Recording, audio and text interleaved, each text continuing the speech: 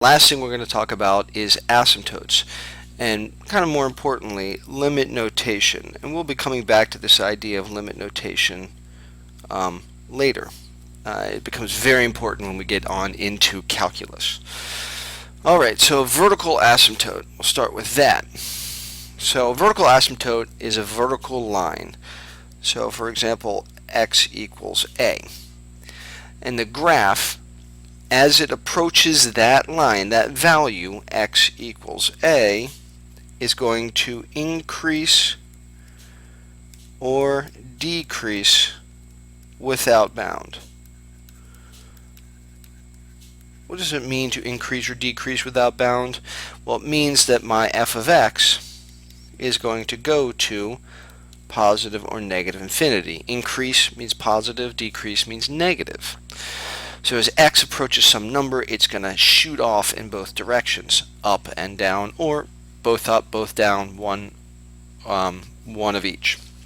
In limit notation, now this is when we start talking about really cool, nifty looking stuff, we describe this behavior of x and f of x in relationship to each other. So if, oh, that's a typo, that shouldn't say x, y should be x equals a, is a vertical asymptote, we have a vertical asymptote, then we would write that the limit as x approaches a, now the x arrow a is a little bit smaller, and then we write f of x big right next to it. Well, what happens to f of x? When you're talking about a vertical asymptote, it's going off in both directions. So it's either going to, and we see it up top, we see that up top up there, let me erase that, that's going to be strange if I leave that, but that it approaches positive or negative infinity. It never crosses, we never ever cross the line x equals a. Horizontal asymptotes are very similar, but it's a horizontal line, so we'll call it y equals b. And it's the graph that the function approaches at the ends of the graph as x approaches infinity or negative infinity. I can say positive infinity or negative infinity. So as we go off to positive infinity or to negative infinity, what does our graph approach? What number, what value does it approach?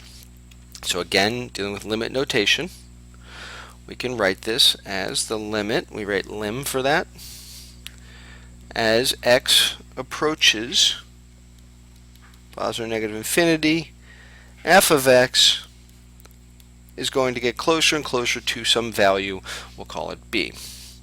So what I'll do here is I will draw quickly what we can see with a vertical asymptote and a horizontal asymptote. So if I have my value a here, my graph, if I draw a dotted line for that vertical asymptote, that's x equals some value, my graph will shoot off,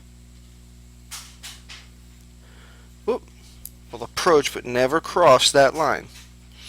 So this dotted, dashed line, however you want to call it, is sort of a no-fly zone. Nothing can go there. For a horizontal asymptote, say y equals b. Could be some value, could be 0, could be positive, could be negative. We'll just call it b.